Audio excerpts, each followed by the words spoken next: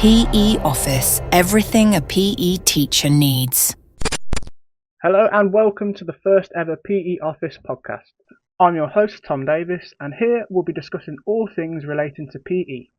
If you're a PE teacher, parent, or even a student who's interested in PE, you've come to the right place. To kickstart the PE Office podcast, we thought it would be good to collaborate with What's Your Goal podcast, a fantastic podcast not only discussing football, but building a community and offering guidance on the sport and other aspects concerning youth development. Today, we are privileged to be joined by their host, former England and Chelsea captain Katie Chapman, and Chartered Psychologist Dr. Simon Moore. We'll be discussing how we can build resilience and support mental health through physical education. Firstly, thank you both for coming on. Can you just tell the audience a bit about yourselves and what you've done? So, Simon, we'll start with you first. I'm a chartered psychologist, so that makes me either very popular at parties or very lonely person. So, and I talk about how we engage people, and whether that's little people or big people, but it's how the brain works, what's relevant to them, what's going to engage them, what's going to motivate them, and I think that's really interesting in sport. I'll hand that over to Katie. I'm a former professional footballer. Been retired now nearly 7 years.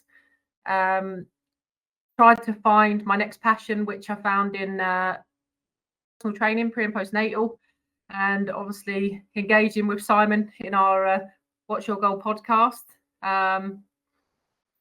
Just looking at really, trying to move that podcast forward and help parents and children in regards to football, the football environment or sports environment. That's amazing. Very good stuff. Okay, I'll just come to you first. Being a professional footballer, it's really amazing to have a conversation with you. How much has that influenced your life, and how much confidence have you had to have over your period, to be able to be a professional footballer, do you think? I think it wasn't always easy. I think for me, I was quite a shy child at school. I was always one that if you asked me a question, I'd want to leave the room. Or would go bright red. So I wouldn't say that I was the most confident. I think sport brought the confidence out in me. I think being able to be on the pitch and compete, I felt like I could be someone else. Whereas off the pitch, I was really, really shy and reserved, quite introvert, to be quite honest with you, but completely different person on the pitch. And I think people couldn't believe the two differences to the sides of me. Like on the pitch, I'd be in the forefront of everything in challenges and lead by example, if you like. But off the field, I was, so shy. No, I think I'm the same, because I come from a massive football background as well. And, being able to build my confidence through football has been really beneficial for me in the long term for my career as well. Sorry, were you just going to say something, Simon? I was going to say, Katie's story is really interesting because she talks about being confident on the pitch, other than off. Obviously we know a lot of people, it's the other way around, that they're really confident off the pitch and then they get on the pitch, and I'm a bit like that. I never know what I'm doing on the pitch with football. It's kind of like it's just random, but it's interesting how it splits that, isn't it? It's like people go on, and become someone else, and then they get that confidence that way. You go, well, why can't you do that in life then? And then it's the other way around. People are really confident and they step on a pitch, and then they just sort of fall apart, and you're like, what's going on there? I know.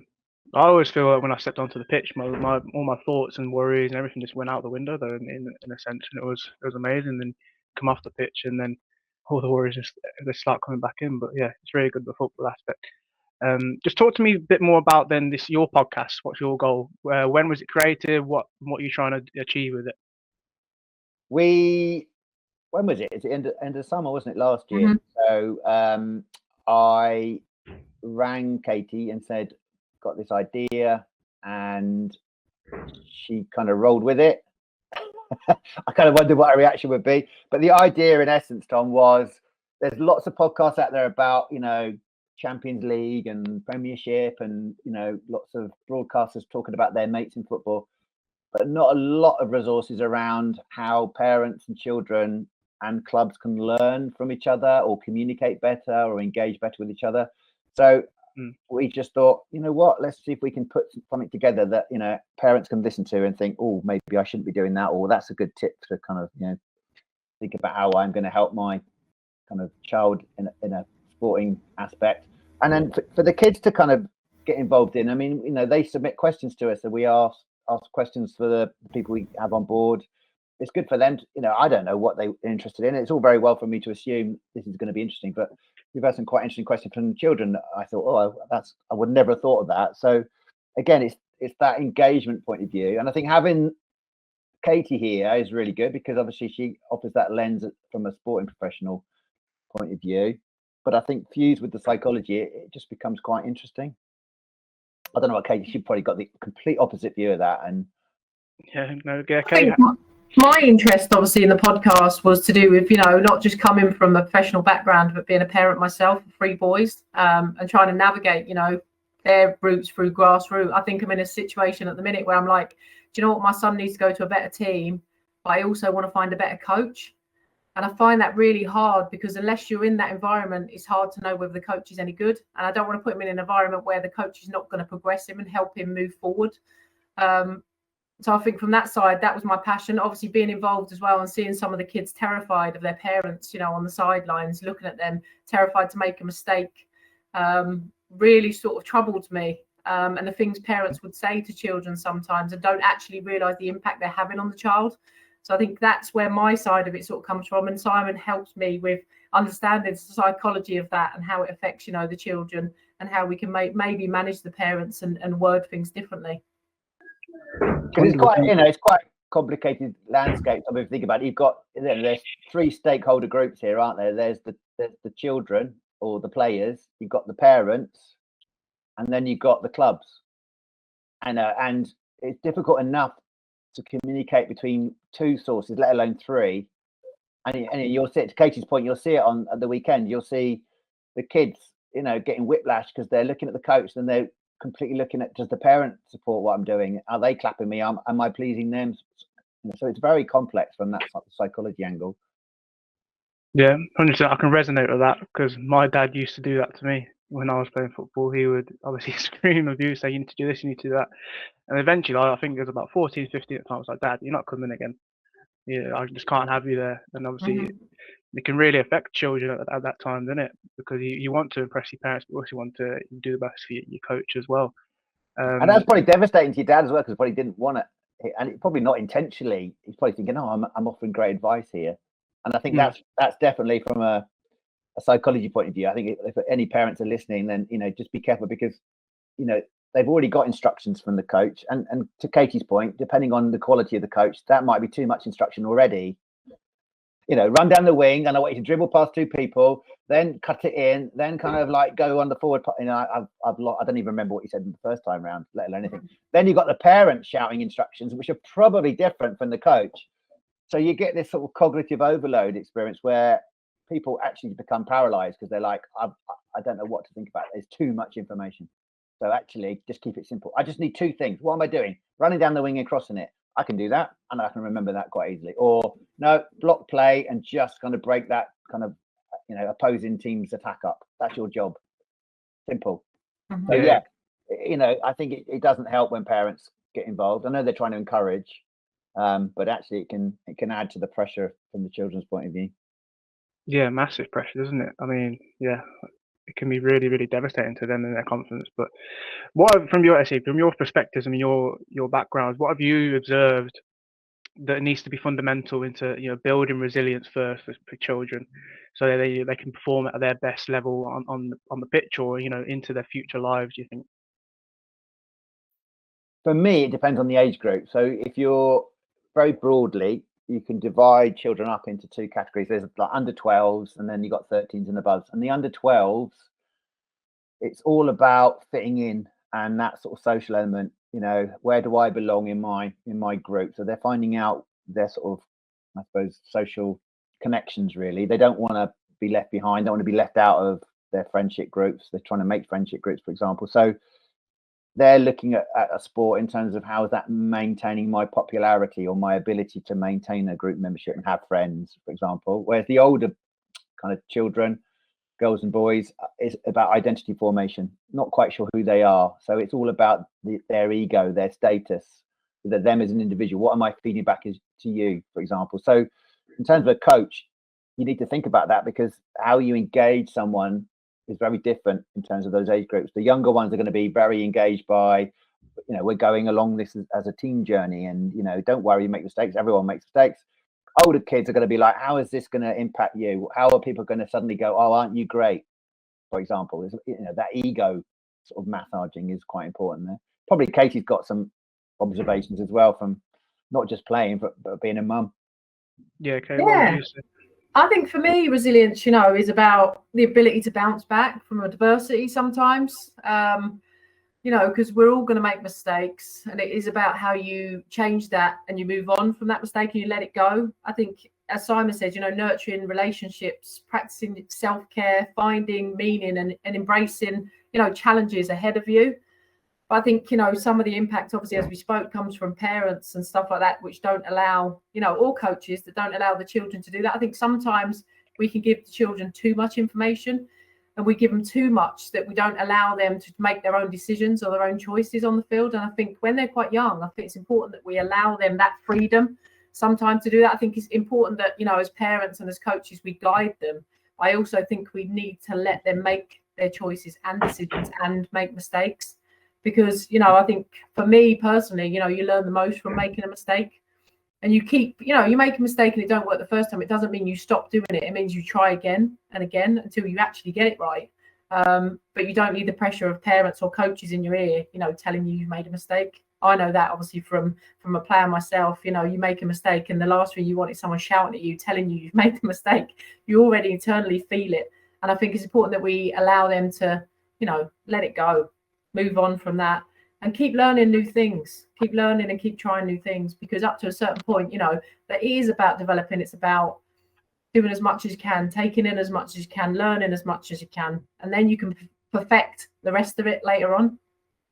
And I think there's definitely an element, Tom, in terms of if you're trying to get resilience, you need consistency. So to Katie's point, you need to try, but you need a culture and a context of safety. So you need to feel that mistakes are okay. And I find this really interesting with a lot of coaching. Maybe it happens at schools within PE sessions as well. What do? We call out mistakes mostly. Why did you do that? Why did you not try that? And then we call out wow moments, don't we? Oh my God, that was amazing. How did you do that? But what we don't do is give much attention or feedback to the normal, consistent, expected stuff. And so what happens is you create this oscillation sort of environment where kids are going, I don't want to be called out for a mistake, but actually I only get good praise when I do something that's a wow moment. So I'm going to really try as much as I can to get a wow moment, which probably means I'm going to make more mistakes because it's more difficult to do those things. So, how are we helping children be resilient by offering them much more consistent feedback and situations where they feel safe in? There's no point oscillating between avoiding a mistake and trying to get a wow moment. I mean, that's just kind of like a roller coaster thing. Yeah, I couldn't agree more. I mean, we just need to make sure that, you're embedding that positive reinforcement for these kids, because then they're just trying to do it for a bit of fun, aren't they? So, Kay, going back to you, just what, as a professional footballer, what would you have wanted to hear when you were younger, maybe, or what was the best advice you got, to try and help build your resilience and confidence, to make sure you could keep going at a high level? Do you know what? I think I had really good coaches around me. I also think my parents had no pressure from my parents. Even the fact that, being a female wanting to play football, I never felt like I couldn't do it. They never told me, oh, you're a girl, you should be doing this, you shouldn't play football. And I think I was allowed to just be and go and enjoy playing football or doing whatever sport it was. I danced, I swam, and, I eventually got into football from the age of 11. So I felt that I didn't have that pressure from my parents, which, was really, really nice. I was allowed to go and do and learn, get to know myself, I guess, and what I was good at and, where I wanted to be. And football obviously was one of my loves. I think because I, from an early age, developed quite quickly, and I was allowed, I played in the senior team from the age of 14. So I think I grew up quite quickly in that environment. I got my first trophy at 14 and the taste of winning and what that felt like. And I think that was pretty much the driver of what I wanted to be. Listen, I was the hardest person on myself. I was my own worst critic. I remembered every single mistake, not the things that I did well, but the mistakes that I made. And I know it's easy to say, don't remember the mistakes, bounce back, forget about it. This is the hardest thing in the world to do. And it's the easiest thing as human beings for us to do. So I had to learn that through football. But, I had to try and figure that out myself. People would say to you, let it go, forget the mistakes. No one can tell you when you're ready to do that, you're ready to do it. And it took a while for me to get to that place. But, they're all learnings, aren't they, about you as a person as well, and a human being, and how you manage and embrace things around you. I think those learnings are important. Yeah. You also just normalize it. I think you get resilience when you understand that everyone else is going through the same process. So, with children, how can you make them understand that they probably, think about things they've done in the past that they've forgotten that they do now very easily. But when they first, like tiny shoelaces, oh my God, how difficult was that when you first started? And they forget that, but they've been resilient enough to keep trying and they do it. So it's always reminding them of things they've done that were difficult, but they got through it. So there's other things that are going to be difficult, but you'll get through it.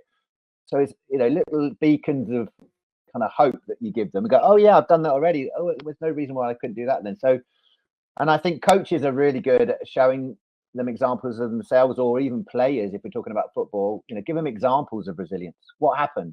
A lot of them have horrific injuries, don't they? But they come back and start playing football again. Exactly. That's what I mean. Yeah, just remembering all the little things and how much of a journey that, kids can go on, in a sense, is what we need to embed. That's for sure. Just going to this next question, in terms of the certain barriers that kids might face and with their confidence, what specific strategies or examples could you give from both of your respective fields, and how can they boost their confidence, in a sense, from like a psychology point of view, but then also from a professional footballer background point of view, what you need to do to help boost your confidence? You want to go first, Casey? Do you want me to go? Oh, you want me to go first, Tom? Yeah, psychologically, if I answer it from that point of view, Katie's partly touched on it. It's you have to try stuff, because you're not going to get confidence if you don't try something. And this is really amazing to me about people. They get anxious about stuff they've not done yet, and so what happens is you're already sapping your confidence. So it may well be you try it for the first time and it doesn't work, but you've got to start the journey somewhere. If you don't start it, your confidence is not going to increase, is it? Because it's just going to get worse and worse because you're going to avoid it. But it's definitely trying stuff. And I think for coaches, it's that increasing the challenge gradually. And I think a lot of coaches, I've gone on pitch side and gone, I can't even work out what drill this coach is trying to get the kids to do. And if I can't work that out, how on earth are these kids working out what's going on? And you can see them, they're like, headless sheep running. And the coach is like, no, what you need to do is, and they keep showing. So start low level and build up. Don't assume. And unfortunately, it's like school, that you can only teach to the lowest common denominator and the slowest speed. Because if you start marching ahead, what happens is that the majority of the team will kind of like go with it. But there's always two people who get left behind. They will then start to get disruptive to the rest of the team because they don't want to be left behind. So they're going to try and claw back the others to make sure that they're not kind of feeling left out. So there are reasons why I would start it slow and think about your drills in terms of building up the tempo gradually. That will build up the confidence. And bear in mind that, all the kids are individual and they're going to have different needs. So some of them are going to be about, what does it mean to me? I'll be confident if I know that this will actually show me off in a good light once I finish it. Other children are going to be like, I'll be confident if I can do this because it keeps my group membership and people will still want me as part of the group. So there are different dynamics at place. And I think, coaches need to understand what is actually driving that child. What are the main motivators there? Yeah, I love that. Start slow and build up. Yeah. Katie, from your point of view, from being a professional footballer, then are there any things that you did, growing up to make sure you built your own confidence up? Is there any of what your coaches might have helped with your confidence? Do you know what? I think it's the understanding that we are individuals. I think, and especially if you're going to a team sport, you're all different places on the pitch and different players do different things. Some have got more skills, some have got to bring different parts to the game, like defenders and stuff like that. And then you're asking these kids to all do the same thing. We're not all built the same way. We can't all do the same thing. I think it's the wording that you use with kids in terms of when you do a drill, you say we're all individual, do it at your own speed, learn it at the speed you can learn at. I think that's really important because I think I've seen it with my own children, go into an environment where everyone's doing everything so fast. He didn't really have the idea of what was going on, but he was trying to do it. And the more mistakes he was making, the more frustrated he was getting, rather than learning what it is you're trying to do at your pace. Once you've learned it, then start to pick up the pace. And I also think, confidence is hard. I think from, a sporting background, if you're not doing well, like a striker's not scoring goals or defenders not being a goalkeeper's letting goals in and stuff like that, it's all very personalised and individual. But I think in those situations, you need to pull it right back and go back to basics. I say it to my own son, if it's all going wrong, go back to basics, make your next pass. If that's make your next challenge, like really draw into real basic things, get those right, and then your confidence will start to come back again. Yeah, and I think Tom, to Katie's point, one of the things I think that coaches probably could do more, and this might work in schools as well, is that we tend to concentrate on, I mean, Katie mentioned there, like scoring goals. We tend to concentrate on trying to install confidence by going, right, you're going to score goals, you're going to make tackles, and you're going to save goals. What we can do is think, how do we increase confidence in other ways by saying, okay, you're really good at communicating, so you're the voice of the team, or you're really good at getting the team up again if they've conceded a goal or whatever it might be. So you're actually you're the energy booster in the team. So use other titles that play into the skill set of that kind of person, because they'll feel great then, and it will boost their confidence. It's like, all right, I'm not great with my feet, but yeah, I can be loud and I can organize, or yeah, I can make tackles. I can't pass well, but I can still tackle. So it's recognizing what they're good at and kind of celebrating that with them, because it boosts their confidence, I think. Yeah, definitely. Embracing that individuality is so important, I think, what you guys are saying. 100%, couldn't agree more. In terms of because when I used to play football, my dad would always say, if you want to go forward, you have to take a step back. If you take a step back, you could easily go 2 steps forward by going back to basics, like what you said, Katie. So yeah, definitely. In terms of the benefits of physical exercise, and just switching the topic slightly here, then we always hear about the benefits of being physically fit, but how beneficial can it be for your mental and emotional skill development as well when you're embedding football or any physical exercise? You think? We'll start with you, Simon. Yeah, what would you say?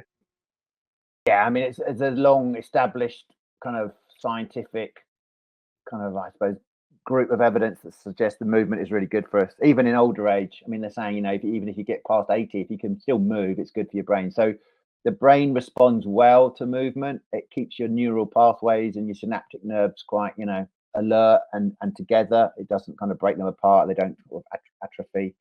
So yeah, movement is very much connected to, anti-stress, confidence, that kind of thing. So think about it. If you think about other people, and common things. So like people who, are moving non-verbally when they're talking to you, they're more persuasive, or they seem more interesting. I think coaches, if they close the gap when they're giving feedback to a player rather than standing right back on the sideline, if you walk towards that player by 5 or 6 paces, you look like you're intending that you want to communicate, you're interested in them, you're engaging. So movement is definitely important from a psychology point of view for a lot of different reasons. Yeah, definitely. And Katie, from your point of view, how beneficial has physical education exercise been for you in your own mental, emotional skill development? Do you know what I think? The importance of sport in general for mental and emotional, skill development. It's about fostering self-esteem. It's all we've spoke about. Resilience, teamwork, social skills. It reduces stress, anxiety. It improves mood. It's been known to improve concentration. I think it gives kids empathy as well towards others, compassion. I mean, I could go on and on. Discipline, leadership. It builds so much in kids. Communication is another big, thing to take forward in life. I think it gives you so many life skills as well as the physical side of it. I also read something that said that kids who play sport have fewer emotional and behavioural problems and are less likely to get in trouble or have body images, like bad body image. So I think it's, it's not just the physical. I think people, promote it and see it as the physical side. It's not. There's so much more than that. That's so much more important. It's not just the physical part. It's being social as well, around other people. And being in good environments, when kids and that have got something to focus on, it takes them away from everything else, every other distraction. I know that for myself. I had to sacrifice a lot within my career to go and do what I did, but I don't regret any of it. People can say around, you didn't go out as much clubbing and stuff like that. That wasn't my interest. My interest was doing sport and being the best I possibly can at what I was doing. And the rest of it, you can do at some other point, but if that's what you want to do. But I think sport's really important for kids. You get a lot of change, don't you? We've talked about this, Katie, where you've got to deal with different managers, you join different teammates. I mean, that's a great life skill, isn't it? Because life is all about change. When you start leaving school, thinking about a career, particularly kids now, they're going to have portfolio careers where they're not going to be in one thing all the time. They're probably going to move around, and so having to join a new team, have new teammates join you, get new coaches, join new club. Really good skill psychologically to kind of realize that change is not all bad, and it can bring benefits and it can bring opportunities. Yeah, definitely. I think laying that foundation is so important. I think what you guys are saying, it helps build those crucial life skills that allow children to be successful in the future, doesn't it, really? So, yeah, 100% couldn't agree more. In terms of just an overarching message then to PE teachers out there or parents out there, what would you say to them to get kids more involved into sport and football in a sense? What would you say? Simon, we'll start with you. I think always think about calling out the normal stuff. As I've said, I think we concentrate on mistakes and we concentrate on those kind of like, oh my God, I don't believe what you just done sort of thing. But I think kids thrive on the fact that, normal sport's quite normal, and most of sport, even on the television, you'll just see normal passing, normal behavior it's not all wow moments and it's not all mistakes. So we need to kind of voice that and bring that out a bit more with kids, because I think that reassures them that they don't need to kind of go for these magic moments all the time, that sport can be quite enjoyable when we do the simple things, to Katie's point. And also understand that we need to communicate, again, sort of finishing on what Katie just said, why don't we do it at PE? Why don't we say, I think we undersell ourselves a little bit as PE teachers probably by going, well, I'm not just doing physical sport with you. I am teaching you the things that Katie just mentioned. So I'm teaching you confidence. I'm teaching you how to be resilient. I'm teaching you how to problem solve. I'm teaching you how to communicate with people. All of these things that happen in sport. It's not just, I think we get distracted because we're watching the physical movement, but we're not really open to what's going on inside the brain and how the brain changes. And it will respond really positively to these things in terms of self-esteem, in terms of communication, in terms of being able to solve problems, for example. So I think we need to make more of that when we kind of, are trying to engage the children. Yeah, definitely. All right, Katie, what would you say? What would you be overarching message? I think for me, I think it's hard for PE teachers, isn't it? I think especially if you've got, children that are not into sport or don't want to do the sport. I'm guessing that's where you struggle in schools. I also think, they don't make PE a priority in school. I don't think they value it enough in terms of the, physical and psychological stuff that it brings, the development it brings to children. I don't actually know what the answer is. You know what? I'd love them to do PE more in schools. I actually think, they'd be more productive if, the kids did 45 minutes every morning in school of some sort of sport. You know what I mean? And set them up for the day in terms of, we're talking about the improvements in stress levels, the concentration, all those sorts of things, as well as all the rest that we spoke about. I think it needs to be more valued within school, and I don't think it is. I think it's put in as a lesson, but I think there's more value than it just being a lesson. And I think it's important that we keep kids involved in sport, especially girls. I know from girls the dropout for girls, especially when their bodies start to change, they don't want to then get changed, or they don't feel comfortable in PE kit that they're in, or those sorts of things. I think it's about making every child feel comfortable in the environment they're in and what they're wearing. Yeah, that's so important, isn't it? Having that comfortability in the school environment, especially. I definitely wouldn't have minded 45 minutes to start my school day of football, to be honest, either. So that would have been really good. Yeah, it's been really good having you both on. Just talk to me about your podcast a bit more then. What you really want to achieve of it, and what do you want to bring out of it in the future? What would you say, Katie, first? I'd say we want to be really diverse with it. I mean, we're going to go and speak to the England amputee team as well, and talk about their resilience, having to overcome, certain obstacles they've had to overcome, and that sport is for everyone. I think it's about educating parents and children of the impact sometimes of things we say and how we behave. Sometimes we don't have to say anything. It's our body language as well, the way we behave in those situations, and just respecting, I guess, each other.